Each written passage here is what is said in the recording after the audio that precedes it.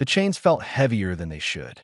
Liam Carter pressed his face against the cold viewport, watching the green planet grow larger with each passing second. Around him, 7 other prisoners sat in silence. Nobody spoke anymore. They had run out of prayers 3 days ago. Ravaka filled the entire window now. Thick clouds swirled across a surface covered in endless jungle. The guard called it a Category 5 death world, the highest rating. The kind of place where survey teams died in hours and entire expeditions vanished without a trace. Perfect for dumping people the Galactic Council wanted to forget. Carter, Liam. Crime of sedition against the colonial authority. The automated voice echoed through the transport bay. Sentence: permanent exile to Ravaka. May your death serve as warning to others who would betray humanity's expansion. Liam closed his eyes. Sedition. The word tasted like poison. All he had done was tell the truth. The colonial governors were poisoning the water supply on Outpost 17 to force the native population into work contracts. He had proof. He had witnesses. He had thought someone would care. Instead, they labeled him a traitor and shipped him here. The transport shuddered as it entered the atmosphere. Through the viewport, Liam saw the jungle in terrible detail now. Trees as tall as skyscrapers. Vines thick as transit tubes. Rivers that steamed and bubbled. Somewhere down there, things were hunting. Things that had evolved in gravity 50% higher than Earth standard. Things that would see a human as easy prey. A guard unlocked his chains and shoved a survival pack into his arms. Neural translator, water filter, protein bars for 3 days. Emergency beacon that nobody will answer. Standard issue. Generous. Liam muttered. The guard smiled without humor. We're not monsters. You get a chance. Most exiles last a week if they're smart. The floor beneath them split open. Wind roared into the compartment, hot and wet and smelling of rot and growing things. One by one, the prisoners were loaded into drop pods barely larger than coffins. Liam climbed into his, and the hatch sealed with a hiss. Drop commencing in 3, 2, 1. The pod fell. Gravity grabbed him like a fist. The pod screamed through the atmosphere, shaking so hard his teeth rattled. Through the tiny window, he saw other pods falling around him, spreading out across miles of jungle. Then the canopy rushed up and the world became a blur of green. Impact. The pod smashed through branches, spinning wildly. Liam's head cracked against the padding. Something tore away outside. The pod tumbled, falling, and then hit water with a splash that drove the air from his lungs. For a moment, everything was dark and quiet. Then the emergency release kicked in and the hatch popped open. Liam dragged himself out into chest-deep swamp water that felt too warm and smelled of sulfur. He stood on shaking legs, survival pack clutched to his chest. The pod was already sinking behind him. All around, massive trees rose from the swamp on root systems like cathedral pillars. The canopy far above blocked most of the light, leaving everything in green twilight. And the sounds. God, the sounds. Clicks and hisses and screams. Splashes. The heavy thud of something big moving through water. Liam waded toward the nearest tree, every step an effort in the thick mud. His muscles already ached from the gravity. Every breath felt like he was inhaling through wet cloth. He reached the tree and found a space between 2 enormous roots, just big enough to squeeze into. The water around where his pod had landed began to churn. Something rose from beneath the surface. Scales like black glass, eyes that glowed faintly yellow, a mouth that could swallow him whole. The creature sniffed the air, turned its massive head toward Liam's hiding spot, and then slowly submerged again. He did not move for an hour. When he finally risked climbing higher into the root system, the twin suns were setting. The jungle transformed. Bioluminescent fungi began to glow on the tree trunks. Insects the size of his hand drifted past, trailing light. And in the distance, something screamed, high and piercing. A human scream, cut suddenly short. Liam counted. That was the 4th scream since landing. The other prisoners were dying. Fast out, he opened the survival pack with trembling hands. The water filter looked cheap. The protein bars were standard ration blocks. The emergency beacon sat at the bottom, a small red light blinking steadily. He stared at it for a long moment, then turned it off. Nobody was coming. The beacon just told predators where to find him. The neural translator was a small chip that adhered to his temple. It would pick up sounds and try to translate them into patterns he could understand. Mostly useless on a world with no documented intelligent species, but regulations required it. Night came completely. The jungle grew louder. Things moved in the darkness below. Big things. Liam wedged himself deeper into the roots and tried to make himself small. His engineering training ran through his head. Shelter, water, food, fire. The basics of survival. But this was not Earth. The gravity pressed down on him like a weight. The air felt wrong in his lungs. Every shadow held teeth. Something landed on the branch above him. Liam froze. Through the gaps in the roots, he saw it. 6 feet tall, covered in feathers that looked more like scales. A long snout filled with teeth. Legs built for running. It moved like a raptor from old Earth fossils, but faster, smoother, deadlier. Its head turned, scanning the darkness with eyes that reflected the bioluminescent light. The neural translator buzzed against his temple. The sounds a creature made formed into something almost like words in his mind. Territory marks, hunting calls, a language of clicks and whistles that meant things to others of its kind. Then the creature stopped. Its head tilted. It was looking right at him. Liam's heart hammered. His hand found a broken branch. Not much of a weapon, but better than nothing. The creature took a step closer. Another. Its nostrils flared, tasting his scent. A roar shook the jungle. Deeper than thunder. The raptor creature's feathers flattened against its body. It made a sound like a hiss and bounded away, vanishing into the canopy in seconds. Liam let out a breath he did not know he was holding. Whatever had made that roar, the raptor feared it, which meant something worse was out there. Something at the top of the food chain. He pulled himself higher into the roots and found a spot where 3 thick branches formed a natural shelter. Using the straps from the survival pack, he secured himself so he would not fall if he slept. Not that sleep seemed possible, but exhaustion had its own gravity, and eventually his eyes closed. His last thought before darkness took him was simple. He had survived day 1. 6 other screams had stopped. Maybe he would get lucky. Maybe he would last a full week. 3 weeks on Ravaka had taught Liam things no training manual could cover. The jungle operated on rules. Brutal, unforgiving rules, but rules nonetheless. Everything had a territory. Everything had a schedule. And if you were smart enough to learn the patterns, you could slip between the gaps. He moved through the undergrowth now, with careful steps, eyes scanning the canopy above. The raptor creatures hunted in the early morning, so midday was safer for travel. The massive armored things he called thornbacks owned the river valleys, but they were slow and easy to avoid if you heard them coming. The real danger came from above. The canopy stalkers were ambush hunters that could stay motionless for hours, then strike faster than thought. Liam's shelter sat in a dead zone between 3 major territories. The raptors did not come here because the thornbacks used this area as a migration route. The thornbacks avoided it during the day because the stalkers nested overhead. Through pure luck and careful observation, he had found one of the few safe spots in this green hell. His body had changed. The constant gravity had stripped away fat and built muscle. His reflexes were sharper, his hearing better. He could read the jungle now, understand its moods. When the insects went quiet, predators were near. When the bioluminescent fungi dimmed, something big was passing through. The jungle spoke to those who listened. Water had been the first problem he solved. The streams were toxic, but he discovered certain fungi grew only near underground springs. He dug down where they clustered and found clean water 3 feet below the surface.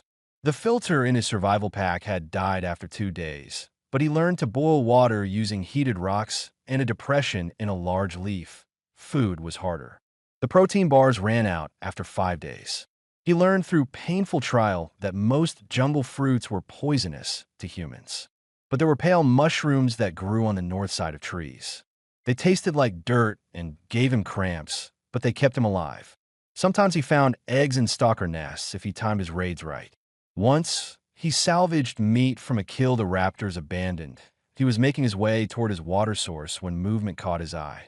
One of the raptors, smaller than most, was thrashing in a tangle of vines near the base of a massive tree. The vines were moving, carnivorous plants that sensed vibration and constricted around anything that touched them. The raptor's calls were sharp with panic. The neural translator gave him fragments. Trapped. Pain.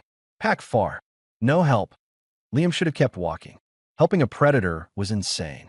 But something in those calls reminded him of the screams from that first night. Fear was universal, and the raptor was young, barely adult-sized. He grabbed a dead branch and approached slowly. The vines sensed him and began reaching out. Liam pulled out the small fire starter from his pack, one of the few tools still working. He lit the dry end of the branch and thrust it at the vines. The plants recoiled from fire. The ones wrapped around the raptor loosened. Liam worked quickly, burning through the thickest vines, careful not to hit the creature itself. The raptor watched him with intelligent eyes. Its struggling stopped. It seemed to understand he was helping. The last vine fell away. The raptor scrambled free, stumbled, caught its balance. For a long moment, it stared at Liam. He held very still, ready to run or fight if needed. The creature tilted its head, made a soft, clicking sound, then bounded away into the undergrowth. Liam released his breath and hurried back to his shelter. Stupid. That was stupid. Predators were not pets. They did not form bonds. Getting close to one was asking to be dinner. But the next morning, he found something outside his shelter. A small creature, freshly killed, still warm. It was the same species he had seen raptors hunt. And nearby, in the soft mud, were tracks. Raptor tracks. The young one had brought him food. Over the following days, Liam began to see the raptor watching him from a distance. He started thinking of it as Swift because of how fast it moved through the trees. Swift never approached closely, but she was there. Following, learning, Liam noticed something else. The jungle's predators marked their territories. The raptors left claw marks on specific trees. The thornbacks rubbed certain rocks until they shone. Even the stalkers left waste in precise locations. Territory was sacred here. Crossing boundaries without showing proper respect led to fights, but the fights had rules too. Winners claimed space. Losers retreated. There was no need for total dominance, just clear hierarchy. He began marking his own small territory. At first, nothing changed. But when a smaller predator, something like a lizard the size of a dog, wandered into his space, Liam chased it off with fire and shouting.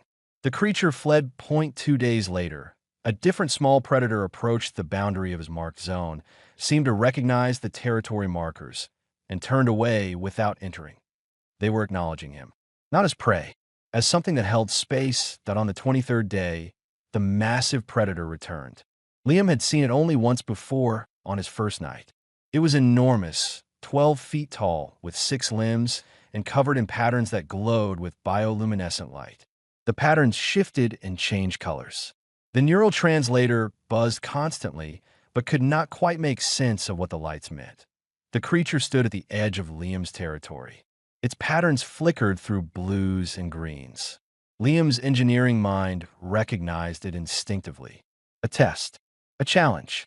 The thing was asking if Liam truly claimed this space. Every instinct screamed at him to run. But running meant showing weakness. Weakness meant prey. So Liam stood up, made himself as large as possible, and shouted. Raw sound with no meaning. Just noise. Claiming.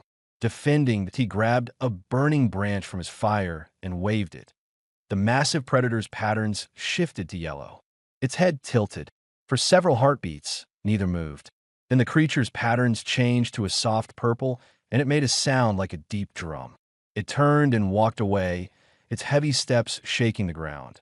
Liam collapsed against a tree, shaking. The neural translator had caught something from that final sound. Not words exactly, but meaning. Recognition. The creature had acknowledged his claim. That night, Swift approached closer than ever before. She left another kill, larger this time, enough meat for days. Her clicking calls formed patterns the translator rendered as simple concepts. Pack. Safe. Learn. Liam looked at the raptor, really looked. She was not just following instinct. She was thinking, choosing. The jungle was not mindless violence. It was a complex society with its own rules and respect. He had been thinking about this place wrong from the beginning. This was not a death world. It was a harsh world. There was a difference. Death worlds killed everything. Harsh worlds killed the stupid and weak, but allowed the smart and strong to thrive. Liam was still human, still soft compared to creatures born here. But humans had one advantage that evolution sometimes overlooked. Humans adapta. They learned. They changed their thinking when the old ways did not work. The jungle did not want him dead. It wanted him to prove he belonged. And slowly, carefully, Liam was doing exactly that. The rains came on the 40th day. Not gentle earth rain, but sheets of water that fell like hammer blows and turned the jungle floor into a rushing river. Liam had prepared. His shelter now had a proper roof woven from massive leaves he had learned to harvest without triggering their defensive toxins. Channels he carved in the rock directed water away from his sleeping area and into collection pools that Swift's pack appeared during the storm. 5 raptors total, all watching from the trees as Liam worked. The neurotranslator picked up their clicks and whistles. Confusion. Interest. Questions passed between them in a language of sound and gesture. Point one raptor, larger and scarred across the snout, moved closer. The leader. It studied Liam's water collection system, the way he had created something the jungle did not naturally provide. Then it made a series of sharp clicks. Swift responded, her own clicks rapid and insistent. The translator caught fragments. Saved. Smart. Different thinking. The pack leader approached the edge of Liam's territory and dropped a large armored creature at the boundary. Fresh kill. An offering, or perhaps a test. Liam recognized the gesture now. He walked to the boundary, examined the kill, and dragged it fully into his space. Acceptance. The pack leader's head bobbed once. A nod that transcended species. Then the raptors vanished into the storm.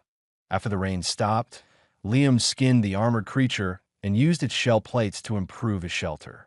The raptors returned the next day to watch. They saw how he used tools, how he applied leverage and planning to solve problems. One of the younger raptors tried to mimic him, using a rock to crack open a thick shell it had caught. It worked. The young raptor made an excited chirping sound and showed the others. Within days, Liam saw several raptors using rocks as tools. Swift's pack was learning from him, but Liam was learning too. He watched how Swift communicated with her pack, how they coordinated hunts using specific calls, how they shared information about threats and opportunities. The neural translator was getting better at interpretation, or maybe Liam's brain was adapting to think in their patterns. The jungle's hierarchy became clearer. The raptors were mid-level predators, smart and fast, but not apex. The thornbacks were tanks, nearly unstoppable but slow. The stalkers were specialists, perfect for ambush but weak in open confrontation. And then there were the massive, 6-limbed creatures Liam had started calling renders. They were the true rulers here. He saw more of them now. 3 different individuals patrolled overlapping territories that covered miles. The one that had tested Liam was the largest, its hide marked with scars from countless battles. Liam thought of it as Old Scar. The render had not challenged him again, but it passed through his territory regularly, its bioluminescent patterns always shifting through that same purple shade when it saw him. Acknowledgement. Not threat point. 2 months in, Liam's settlement had grown. He built a better fire pit using rocks that retained heat, created storage for dried meat, and preserved fungi. Even managed to fashion a crude hammer from stone and vine. His engineering knowledge combined with jungle materials to create things the predators had never seen. Then the thornback came that it was old and scarred, one horn broken, covered in the white fungi that grew on things near death. But it was still massive, still powerful, and it wanted Liam's water source. The creature crashed through the undergrowth, ignoring all boundary markers, claiming space through raw presence. Liam grabbed a burning branch and shouted. The thornback did not even slow down. It lowered its head and charged. He dove aside at the last second. The thornback's bulk smashed through his fire pit, scattering stones and embers. Liam scrambled up a rock face, But the creature followed, its 6 legs finding purchase easily despite its size. Fighting it directly was suicide. The thing weighed as much as a truck. But Liam's mind raced through possibilities. Leverage, gravity, terrain. He led the Thornback toward a narrow ravine where 2 massive trees had fallen against each other. The gap between them was just wide enough for the creature to enter, but the angle was wrong. The Thornback charged in, tried to reach Liam on the other side, and got stuck, its broad shoulders wedged between the fallen trees. The harder it pushed, the tighter it became trapped. Liam grabbed burning branches and threw them at the creature's feet. Not enough to truly harm it through the armor, but enough to cause pain and panic. The Thornback thrashed. The trees groaned but held. Liam kept up the pressure, using smoke and fire to drive the creature into exhaustion. It took hours. His arms ached. His lungs burned from the smoke. But finally, the Thornback stopped struggling. It stood there, chest heaving, and made a low, rumbling sound. Defeat. Liam stopped throwing fire. He stepped back. The message was clear. He could continue the attack or show mercy. He chose mercy, moved aside, gave the Thornback space to back out of the trap. The creature reversed slowly, carefully, until it was free. For a long moment, it stared at Liam with small eyes that showed more intelligence than he expected. Then it turned and walked away, its steps slow and deliberate, not fleeing, retreating with dignity. Swift and her pack had watched the entire encounter from the canopy. Now they descended, their clicks full of something the translator rendered as approval. The young raptor that used tools approached and touched Liam's hand with its snout. A gesture of respect. That night, Old Scar appeared at the boundary of Liam's expanded territory. The massive render's patterns flowed through colors Liam had not seen before. The neural translator struggled with the complexity, but caught core meaning. Strong, clever, worthy. The render left something at the boundary. A massive kill, enough meat to feed Liam for a week. But more than food, it was acknowledgement of status. Old Scar was recognizing Liam's victory over the Thornback. Liam approached the boundary carefully. He had been studying the render's light patterns for weeks now, trying to decode the language. He held up his hands, then lowered them slowly. An attempt at the submissive pattern he had seen younger renders use with Old Scar. The massive creature's patterns shifted to a warm orange. Its version of amusement, perhaps, seeing this tiny human try to speak in lights. But then Old Scar did something unexpected. It mimicked Liam's gesture, raising and lowering its front limbs. Communication. Two-way communication. Over the next week, Liam began to crack the pattern language. It was not words exactly, more like emotional concepts combined with intent. Blue meant calm. Red meant threat. Purple was acknowledgement between equals. Yellow was curiosity. Green indicated territory claims that he started using colored mud and crushed bioluminescent fungi to mark his territory boundaries with patterns instead of just scratch marks. The first time Old Scar saw this, the render's entire body lit up in cascading colors. Surprise, understanding, respect. Other predators began visiting the boundaries of Liam's territory, not to challenge, but to observe. Word spread in whatever way information traveled through the jungle. A human had learned to speak, had learned to fight smart instead of hard, had earned space not through being the biggest or strongest, but through being clever and showing respect for the rules. The Swift Pack started spending more time near Liam's settlement. They brought him information, using their calls to warn of approaching Thornbacks or stalker movements. In return, Liam showed them more tool use. How to dig for water, how to use leverage to move heavy stones, how to read weather patterns in the sky. The jungle was becoming home, not because it had grown gentler, but because Liam had grown harder. He understood now what the Galactic Council had never grasped about death worlds. They were not random chaos. They were perfectly ordered systems where only the very best survived. And survival was not about physical strength alone. It was about adaptation, understanding, respect. The same qualities that had made humans spread across the stars were the qualities that let Liam thrive here. Not domination, but integration. Not conquest, but conversation. 3 months in, Liam no longer counted days until rescue. There would be no rescue. But sitting by his fire with Swift's pack resting nearby and Old Scar's bioluminescent patterns visible through the trees, Liam realized he did not want rescue anymore. He had found something the civilized galaxy had lost. A place where his worth was measured by his choices, not his papers.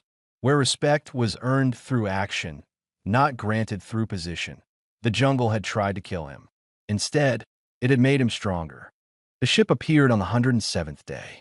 Liam was checking his snare traps when the roar of engines split the jungle canopy. He looked up to see a Galactic Council survey vessel, smaller than the prison transport, but heavily armed. It circled twice before landing in a clearing 2 miles from his territory. Swift appeared beside him, her body tense. The other raptors emerged from the undergrowth, all focused on the sky where the ship had vanished beyond the trees. Their clicks were sharp with concern. New. Threat. Unknown. Liam's heart sank. He knew what survey ships meant. Resource extraction. The council had decided Ravaka was worth exploiting after all. And exploitation meant mercenaries and workers who would tear through the jungle without understanding its rules. He marked his shelter with the stay pattern he had developed with Swift's pack, then moved toward the landing site. Old Scar intercepted him halfway there, the massive renders patterns flickering between yellow and red. Curiosity and warning. Liam used his crude color markers to respond. Danger. Others. Like me, but different. Old Scar's patterns shifted to deep blue. The color meant waiting and watching. The render would follow at a distance. When Liam reached the clearing, he found 6 figures in combat armor unloading equipment. Mercenaries. Their armor bore the marks of a dozen different species, all hired guns working for whoever paid best. They moved with casual arrogance, weapons ready but not raised. To them, this was just another job on just another death world. Liam stayed hidden in the trees, watching. His neural translator picked up their communications easily. They were speaking common galactic standard, a language he understood. Command says there was an exile drop here 4 months back. Scan for human biosignatures. Probably just a corpse to tag and catalog, but regulations say we verify. What a waste of time. Nothing survives this place for 4 months. The sooner we confirm it, the sooner we can start resource surveys. Did you see the mineral scans? This rock is loaded with heavy metals. They spread out, scanners active. One spotted something and called the others over. Liam recognized the location. One of the other exile drop zones. They were examining remains. Got one. Deceased. Cause of death looks like massive trauma. Some predator got him. Mark it and move on. 7 more to find. They were efficient and cold. Each dead exile was just a checkbox on their list. When they found evidence of the prisoner who had screamed that first night, they laughed about it. Made jokes about how long the poor bastard had lasted. That Liam's jaw clenched. These people saw Ravaka as nothing but a resource to strip. The predators were just obstacles to remove. The jungle was just terrain to clear. Point 1 mercenary wandered too close to a stalker nest. The predator dropped from above, moving with lethal speed. But the mercenary's armor alerted him. He spun and fired, the plasma bolt burning through the stalker before it could strike. The creature fell dead. The other mercenaries gathered around the corpse. Look at the size of this thing. Command will want samples. Cut off the head. Xenobiology will pay bonus for intact specimens. They were butchering it when Swift's pack appeared. 6 raptors arranged in challenge formation, their clicks demanding the intruders leave their territory. It was a clear display. Leave or fight. The mercenaries raised their weapons. More of them. Light them up. The plasma fire was devastating. Swift's brother fell first, his chest burned open. 2 more raptors died in seconds. Swift herself took a glancing hit that seared her shoulder. The surviving raptors fled into the jungle, their calls full of pain and shock. The mercenaries celebrated. Did you see that? Took down 3 in under 5 seconds. Death world predators. Not so tough against proper firepower. Liam felt something break inside him. These creatures were not monsters. They were not mindless animals. Swift had saved his life. Her pack had taught him, protected him, treated him as one of their own. And these mercenaries had gunned them down like targets in a shooting gallery, but he could reveal himself, walk out, and identify as the surviving exile. They would take him back to civilization, back to charges and trials and prison cells, back to a galaxy that had thrown him away, where he could choose differently. Swift found him an hour later, limping and bleeding. Her clicks were weak, full of grief. Brother, dead, pack, broken. Liam used the jungle medicine he had learned. Crushed fungi that fought infection, leaves that stopped bleeding. He worked carefully, and Swift led him. Trust built over months held even through her pain. While he worked, other predators gathered.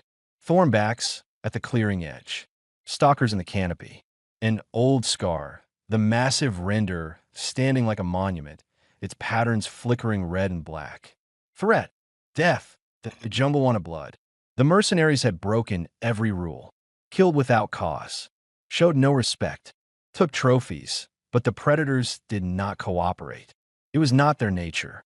Each species fought alone, held their own territories, followed their own paths. They were fierce individuals, not an army. Unless someone showed them a different way. Liam spent the next 2 days preparing. He used colored markers to create patterns in clearings where the predators gathered.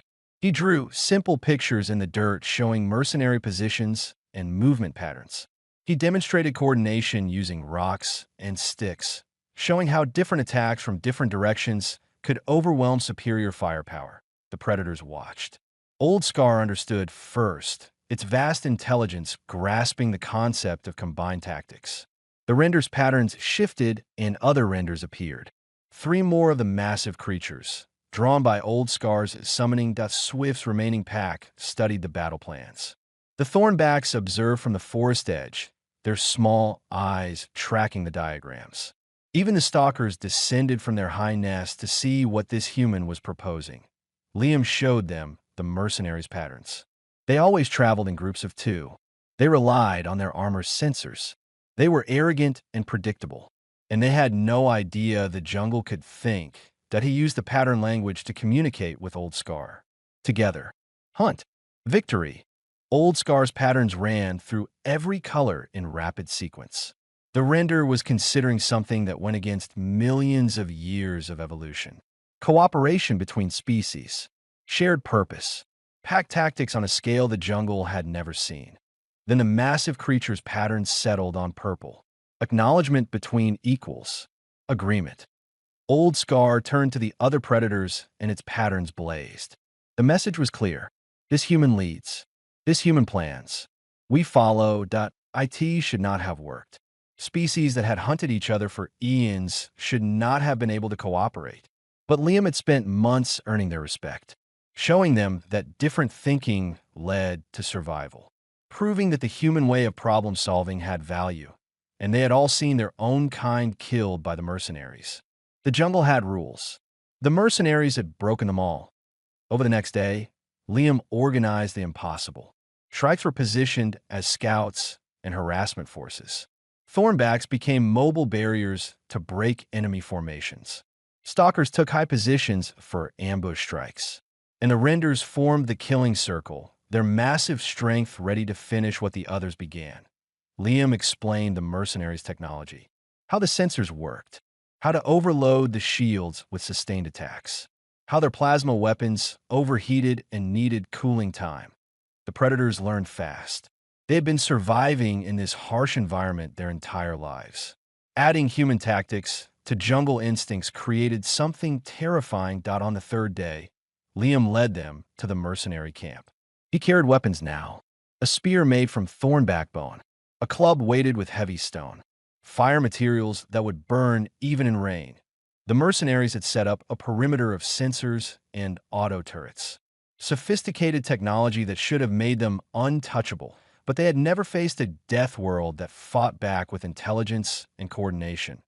Liam gave the signal. The jungle came alive. The Shrikes attacked first. Swift and her remaining pack burst from the undergrowth in perfect coordination, their calls synchronized. The mercenaries spun toward the threat, weapons raised, exactly as Liam predicted. The auto turrets opened fire. Plasma bolts tore through the jungle. But the raptors were already gone, vanishing into pre-planned escape routes.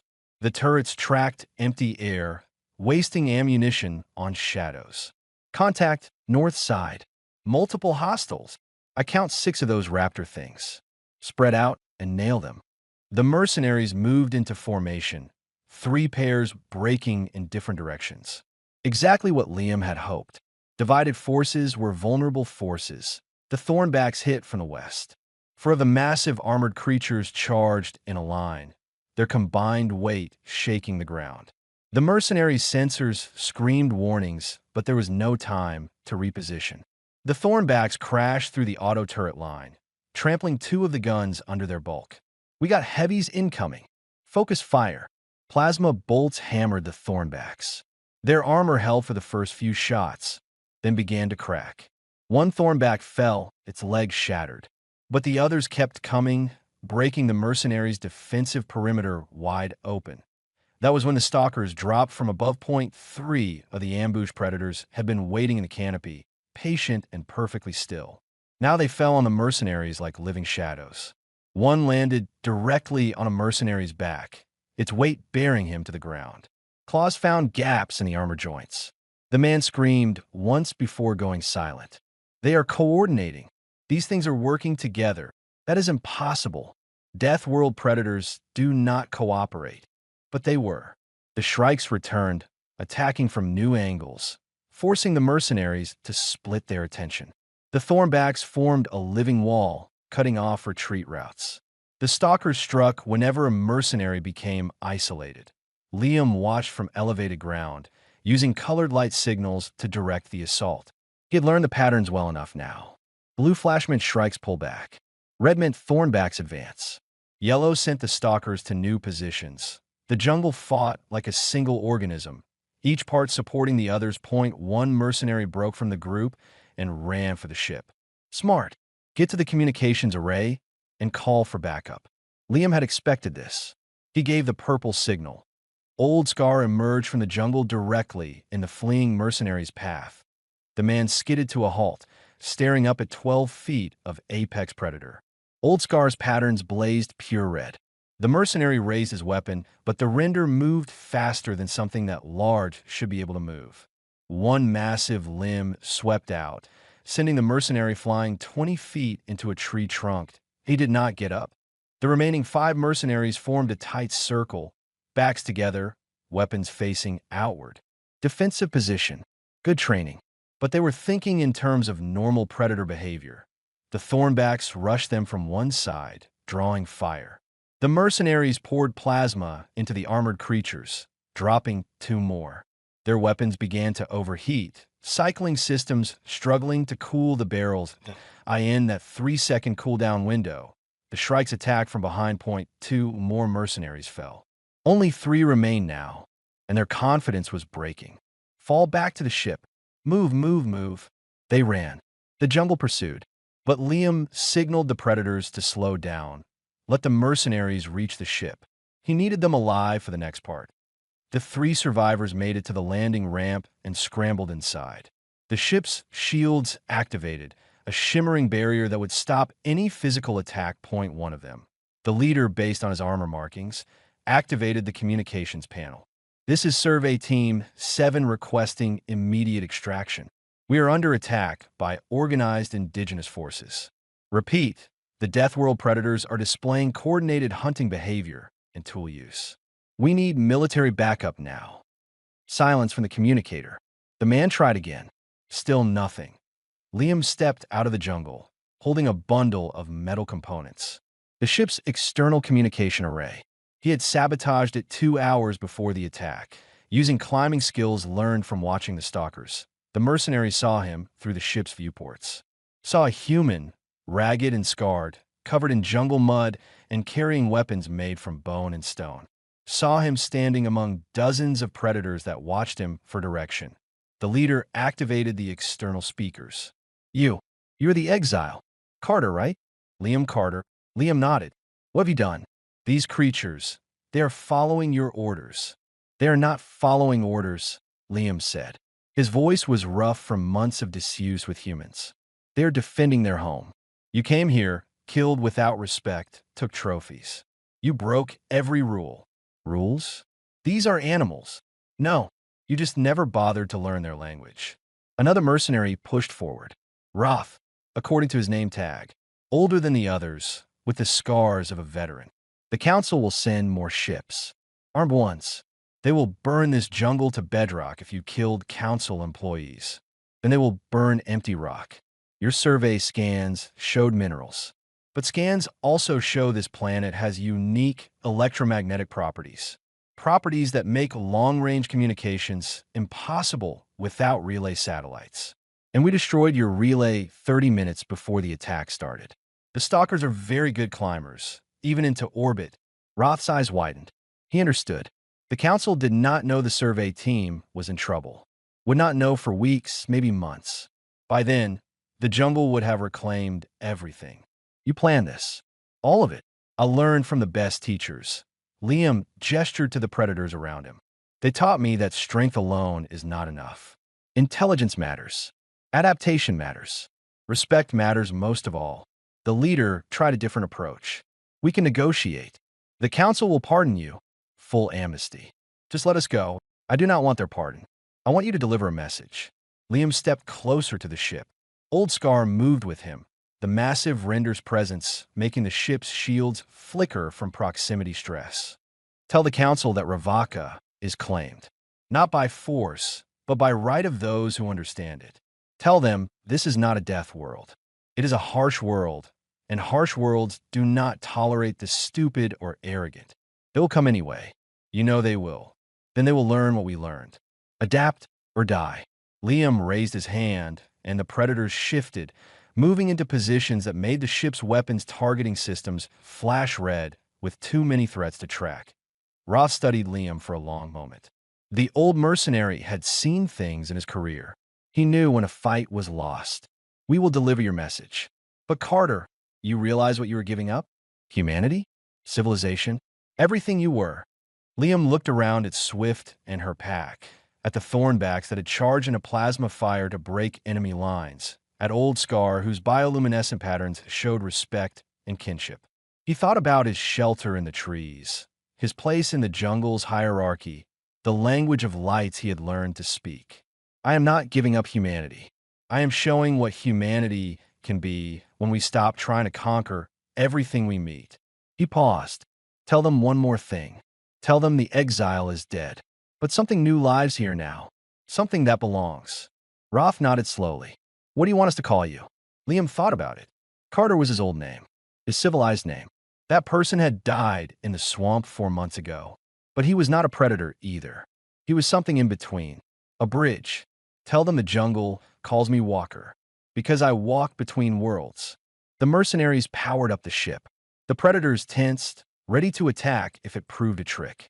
But the ship simply lifted off, slowly and carefully, showing respect for territory as it climbed above the canopy and accelerated toward orbit.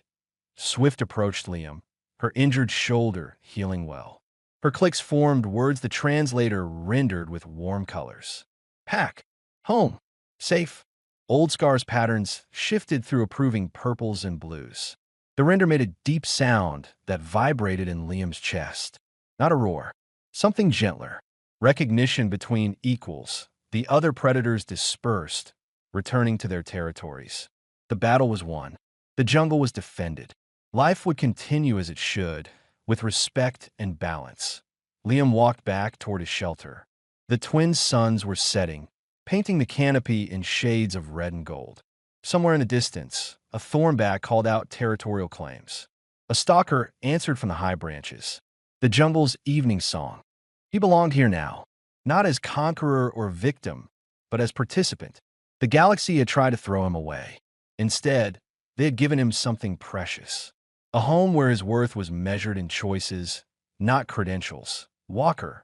He liked that name. It fit. 3 years changed everything and nothing. The jungle still hunted. Predators still fought over territory. The rain still fell like hammers, and the gravity still pressed down on everything that lived. But within the patterns, something new had grown. Walker's settlement expanded across 5 acres now. Not a human outpost, but something unique.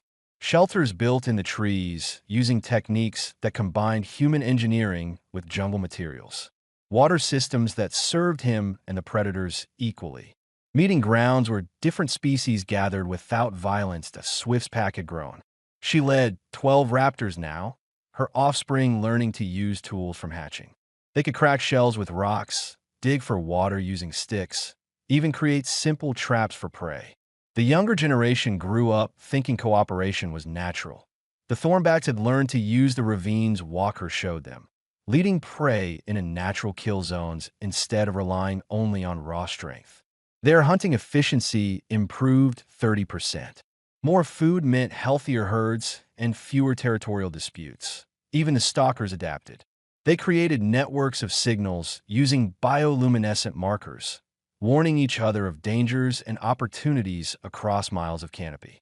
Information sharing between predators that had once been solitary hunters and the Renders. 4 of them now treated Walker's territory as neutral ground. Old Scar remained the eldest and wisest, but younger Renders came to learn the pattern language that let them communicate complex ideas. They gathered monthly under the massive ancient tree Walker had marked as council ground. The council itself was the strangest development. Territory disputes that once meant blood were now settled through discussion first. Predators presented their claims using the light patterns and sounds that Walker had helped codify into actual language. Fights still happened when agreement could not be reached, but they were rare now. Why waste energy fighting when talking achieved the same result? The jungle prospered under this new order. Prey populations stabilized because predators coordinated their hunting to prevent overharvesting. Warning systems meant dangerous situations like fires or floods were communicated quickly. The death rate for young predators dropped significantly because adults shared knowledge instead of each generation learning through fatal trial and error. Walker himself had changed too. The constant gravity had rebuilt his body into something harder and faster than baseline human. His reflexes matched Swift's pack. His strength let him grapple with thornbacks in territorial displays.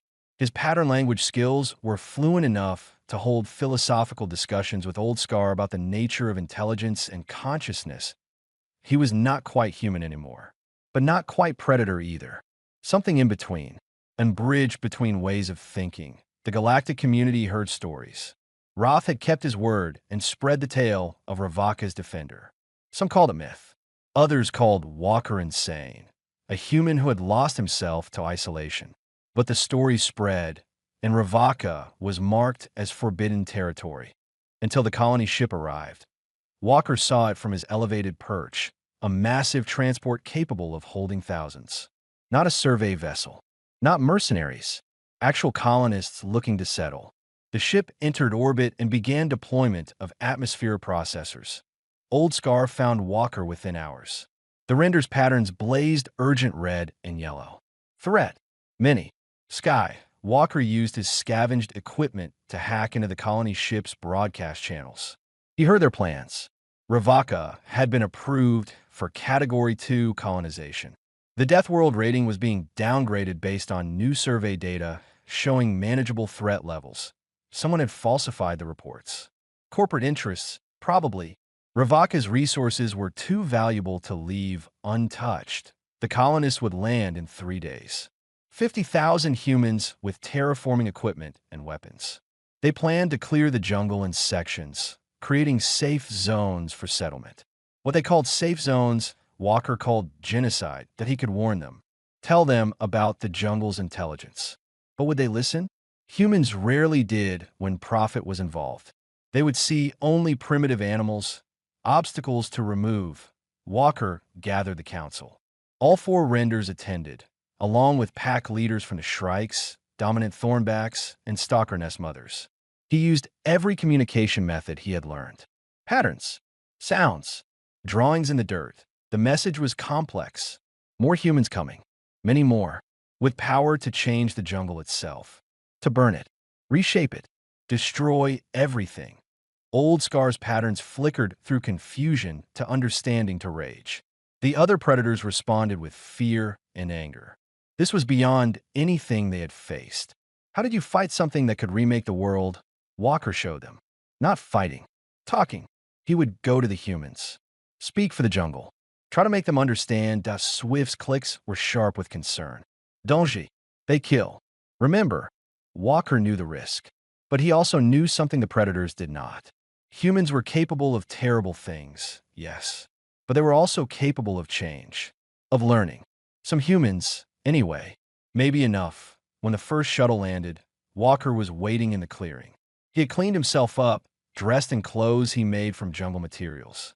Still looked wild, but recognizably human. The shuttle ramp descended. A woman emerged, flanked by security. She wore the insignia of a colonial governor. Professional, confident, and completely unprepared to see another human standing there. "Who are you?" she demanded. This planet was scanned as uninhabited by sentient species. "My name is Walker. I am the resident representative." Representative of what? Of the jungle, and the beings who live here. The governor, whose name tag read Administrator Chun, studied him with sharp eyes. "You are the exile. Liam Carter. You were presumed dead. Carter died here. I am what grew in his place." Walker gestured to the jungle behind him. "And I am here to ask you to leave." Chun almost laughed. "Leave? We have council approval and 50,000 colonists in orbit. We're not leaving because one crazy exile asks nicely. Then I'm also here to warn you. This jungle is intelligent. The predators communicate, cooperate, learn. They have culture and language and rules. If you try to burn it, they will fight back, and they will win. Predators do not cooperate. That is basic xenobiology. Basic xenobiology is wrong." Walker raised his hand. From the jungle, dozens of predators emerged. Shrikes, thornbacks, stalkers, all moving in perfect coordination, all stopping exactly where Walker indicated with simple gestures. Chin security raised weapons. Walker signaled and the predators stopped, holding position. "Waiting. They are following your commands," Chun said slowly. "No, they are choosing to trust me. There is a difference." Walker stepped forward. "Administrator Chun, I know how this looks. You see resources, profit, a chance to expand humanity's reach. But this is not an empty world waiting to be filled. It is a complete ecosystem with intelligence and purpose. Even if what you say is true, the Council has ruled. Colonization proceeds. Then the Council is sentencing thousands of your people to death." Walker's voice hardened. "You think your weapons and terraforming equipment make you safe. They do not. The jungle will adapt. It will learn, and it will remove the threat you represent. Are you threatening Council citizens? I am telling you what will happen. Your choice how you respond." Chin was quiet for a long moment, studying the predators arrayed behind Walker. "What do you want?" "Recognition. Declare Ravaka a protected world. Acknowledge the predators as intelligent species deserving of rights. Leave them in peace. The Council will never accept that. Death world predators with rights? The precedent alone would destroy half our colonial expansion plans. Then your expansion was built on genocide, and it is time for it to stop." Chin's expression hardened. "You have gone native. Lost perspective. These are animals, Carter. Dangerous ones. And we have legal authority to be here. Stand down or be removed." Walker shook his head sadly. He had hoped reason would work. But humans were stubborn. "I cannot stand down, and you cannot remove me. The jungle stands with me." He signaled. The predators advanced one step, then stopped, a show of force and restraint combined. Chin spoke into her communicator. "All shuttles abort landing. Return to orbit. We have a situation." "Administrator, what will you report?" Walker asked. "That Ravaka is more dangerous than assessed. That further study is needed. That human settlement is inadvisable until proper protocols are established." She met his eyes. "I'm not suicidal, Carter. You and your animals have made your point. They are not my animals. They are my neighbors, my council, my family. Then you are not human anymore." Walker smiled. "I'm more human than I ever was in your civilized galaxy. Humans adaptado. That is what we do best. I adapted to respect instead of domination, to cooperation instead of conquest, to belonging instead of owning. The council will not let this stand. Other ships will come. Then I will meet them too. Every time, for as long as it takes for you to understand. Walker turned to leave, then paused. Tell them the exile became something the predators respected. And that respect runs both ways now. Ravaka has a voice, and that voice says no. Chun watched him walk back into the jungle, predators falling into formation around him like an honor guard. She stood in the clearing for a long time after they vanished. 3 hours later, the colony ship broke orbit and set course for council space. The reports Administrator Chen filed were detailed and honest. She described Walker, the cooperative predators, the obvious intelligence in their actions. She recommended Ravaka be reclassified as a Category 1 protected world with restrictions on all colonial activity. The council debated for months. Corporate interests fought the decision. But Chen's evidence was solid, and the potential public relations disaster of colonists dying to intelligent predators was worse than lost profits. Ravaka was granted protected status. No settlement, no resource extraction, research teams only, and they had to apply through channels that Walker himself approved. The legend spread. The exile who became a king of predators. The human who spoke in lights and hunted with raptors. The man who defended a death world and won. Walker heard the stories from passing research vessels who maintained respectful distance. He found them amusing. He was not a king. Kings ruled. He simply participated. The jungle did not need a ruler. It needed someone who understood that different did not mean lesser, that Swift's great-grandchildren now used tools as naturally as claws. The Thornbacks had developed complex social structures around shared resources. The Stalkers maintained communication networks that covered half a continent. And the Renders held philosophical debates about consciousness and existence that would have impressed any university. Old Scar was ancient now, moving slower but thinking faster than ever. The elder Render's patterns had grown subtle with age, capable of expressing concepts Walker still struggled to fully understand. They sat together often, the human and the apex predator, watching the jungle thrive. Not talking, just being present. Two very different kinds of intelligence finding common ground in the simple act of respect. Walker was 40 now. He had lived longer on Ravaka than in civilized space. His hair was gray. His body bore scars from 100 challenges. But he was home. The galaxy had exiled him for speaking truth. The jungle had accepted him for learning to listen. In the end, perhaps that was humanity's real gift. Not the ability to dominate, but the ability to become part of something bigger. The predators did not just respect him. They had made him one of them. And in doing so, proved that intelligence and compassion could bridge any gap, survive any hardship, thrive in any world. Even one as harsh as this.